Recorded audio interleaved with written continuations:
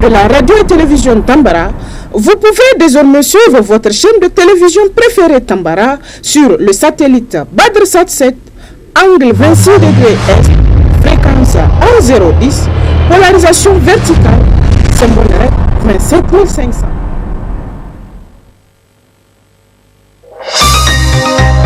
Suivez le journal avec STM Transport Voyageurs, une nouvelle façon de voyager.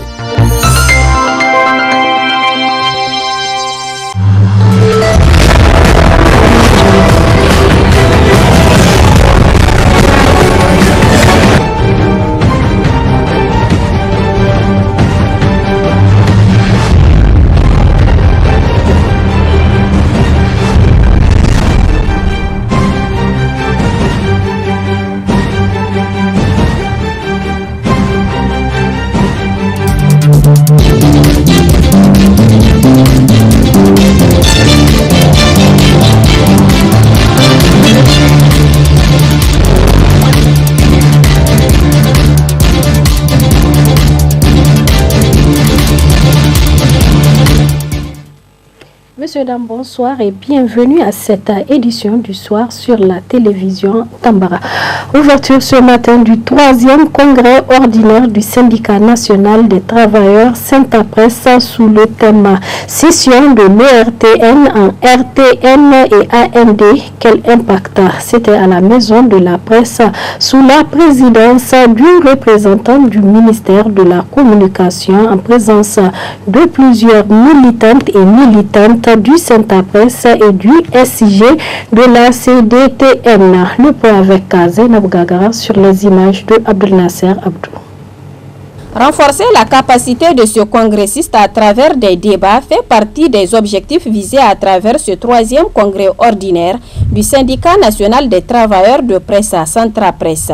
Un congrès qui a vu la présence de plusieurs militantes et militants du Centrapresse ainsi que les membres des syndicats affiliés à la Confédération démocratique des travailleurs du Niger CDTN dans le but non seulement de renouveler les membres du bureau du Centrapresse après 4 ans de lutte, mais aussi pour la défense des intérêts matériels et moraux des membres du Centrapresse. De 2018 à 2022, cela fait 4 ans que les délégations au 2e congrès ordinaire avaient placé leur confiance à l'équipe sortante dont j'ai eu la charge de conduire. Durant le mandat qui s'achève, le Centrapresse a mené sa lutte avec comme objectif de crédibiliser nos prestations et mieux triompher les intérêts matériels, moraux et professionnels des militantes et militants.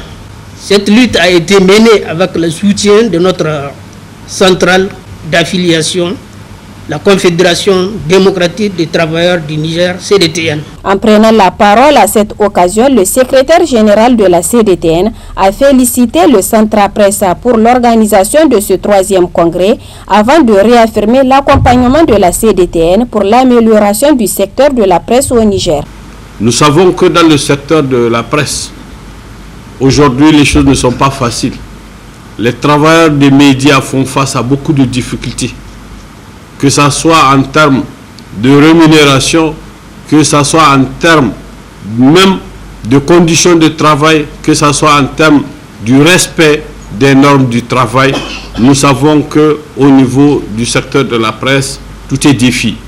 C'est pourquoi, par ma voix, la CDTN vous rassure de son soutien par rapport à l'élaboration des normes du travail dans ce secteur, par rapport à la solidarité qu'il doit y avoir entre les militantes et militants, mais aussi des relations partenariales avec les employeurs et au-delà avec le gouvernement. Notre confédération apportera en tout cas toute son assistance, tout son appui par rapport à l'amélioration de la situation au niveau du secteur de la presse. Le représentant du ministère de la Communication, avant de procéder à l'ouverture de ce 3e congrès, réitère le soutien du ministère de la Communication envers les médias nigériens. Le ministre disait donc qu'il est venu pour travailler et qu'il espère, il souhaite travailler avec tout le monde.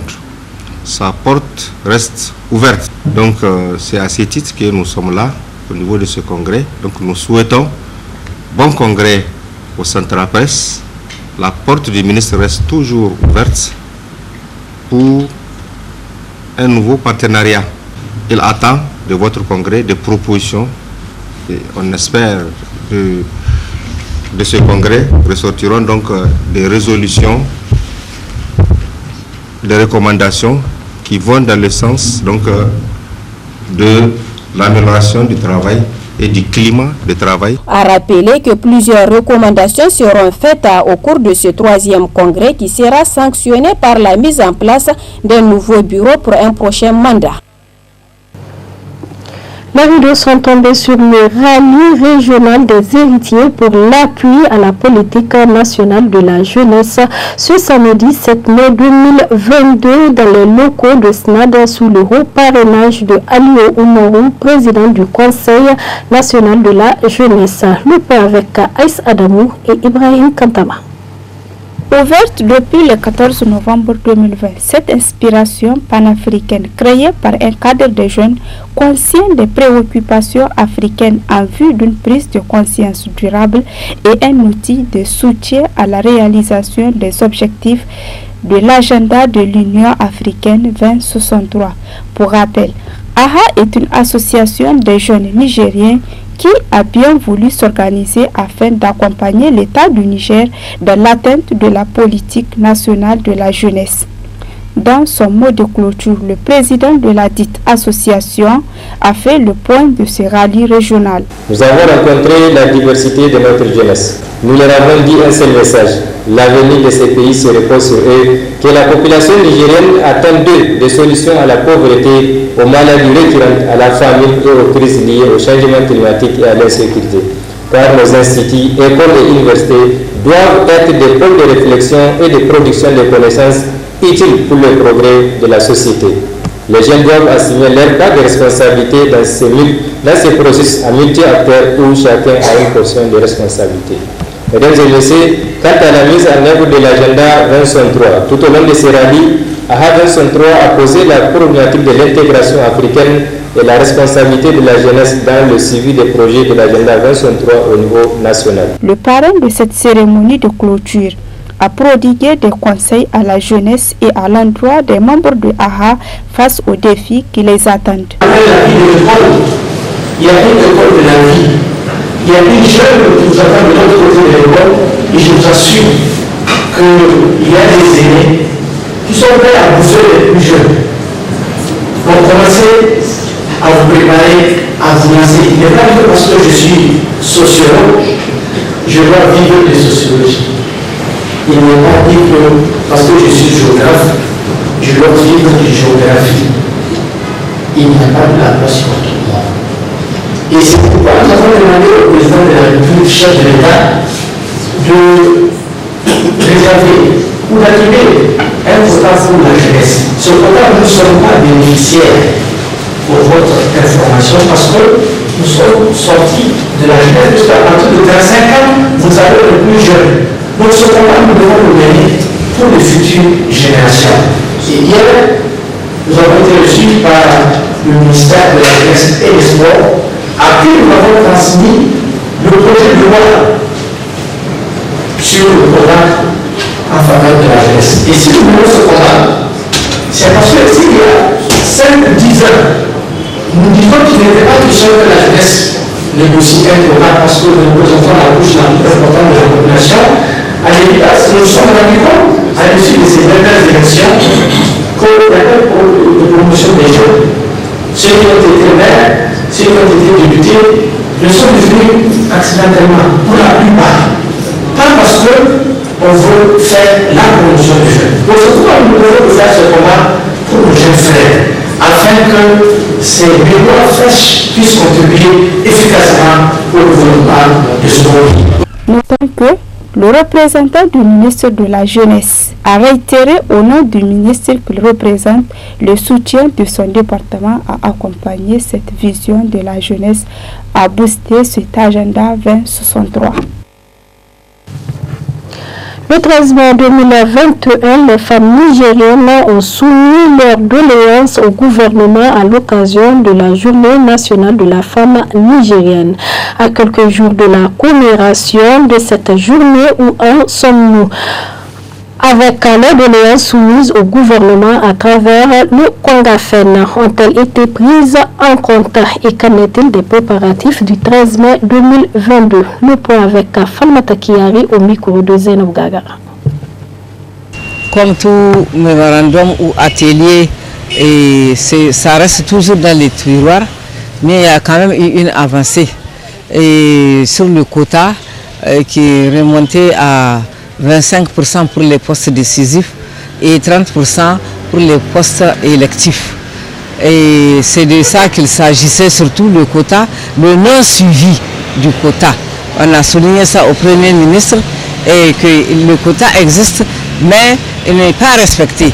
Donc il faudrait bien que le Premier ministre d'antan, on a attiré son attention pour que ça soit respecté, mais ça n'a jamais été respecté. Il ne s'agit pas de donner des chiffres, mais il s'agit dans la réalité, sur le terrain propre, de respecter ces chiffres-là.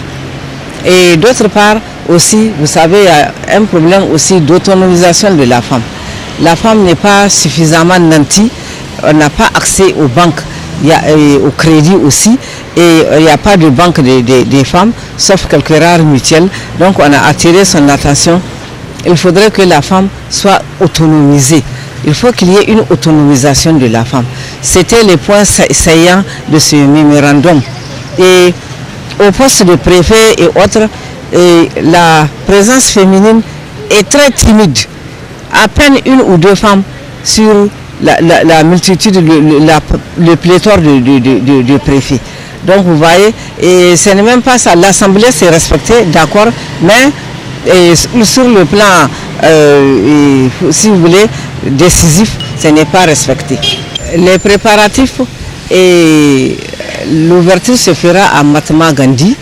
Évidemment, ce serait bref et on va continuer la fête sur le site de la journée de la femme et sur le site de la promotion du ministère de la promotion de la femme, où on va faire des stands.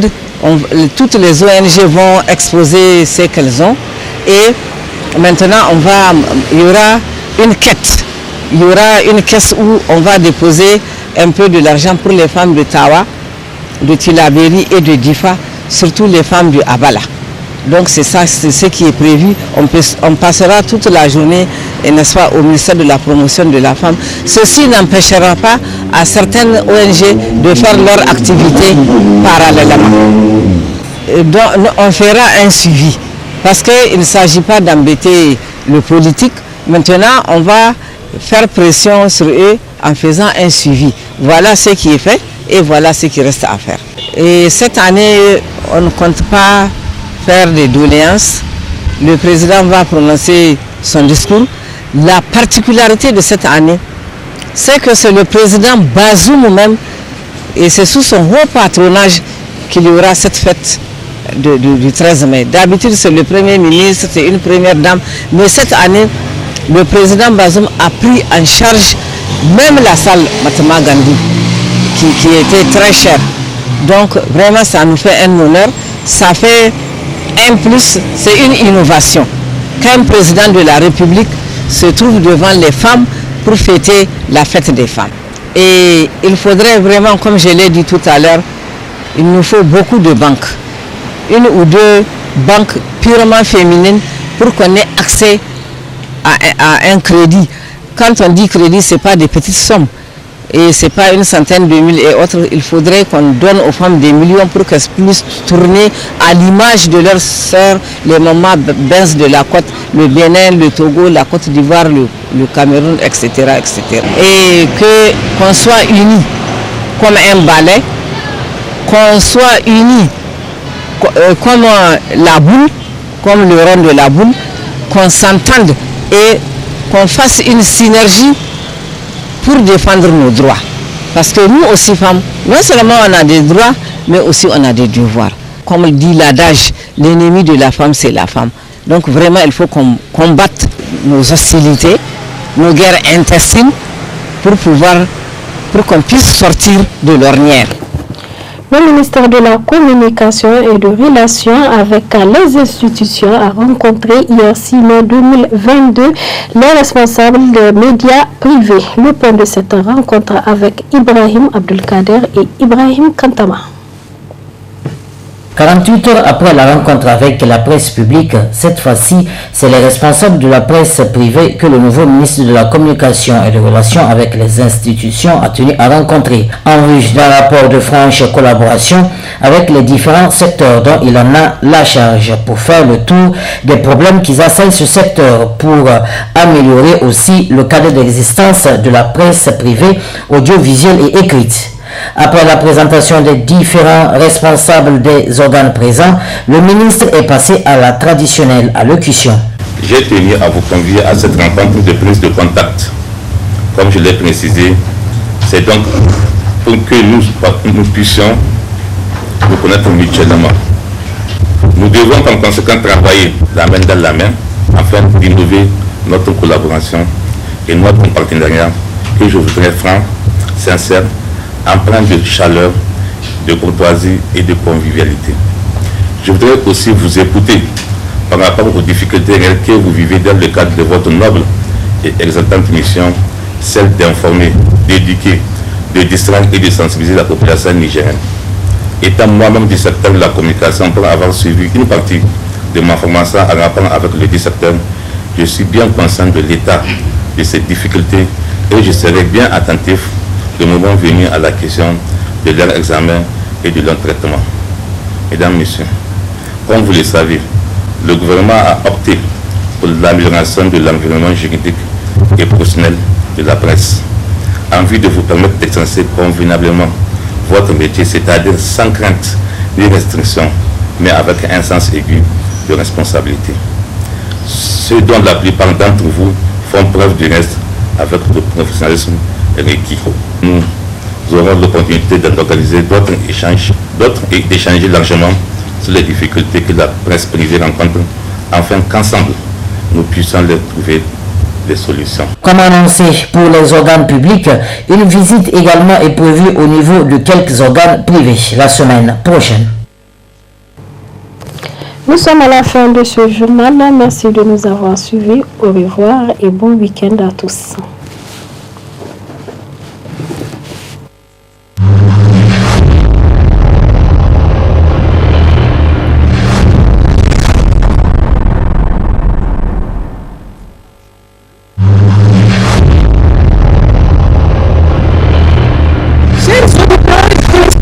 De la radio et télévision Tambara, vous pouvez désormais suivre votre chaîne de télévision préférée Tambara sur le satellite Badrsat 7, angle 26 degrés Est, fréquence 1010, polarisation verticale, symbole 27500.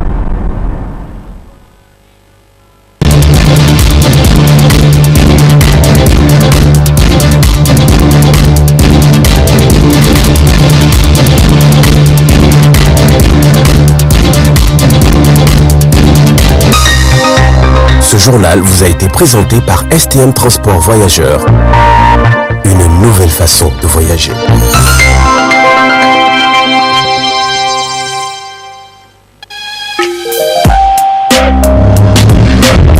Pour vos annonces publicitaires, reportages, couvertures médiatiques, ateliers, séminaires de formation, contactez le service commercial de la radio-télévision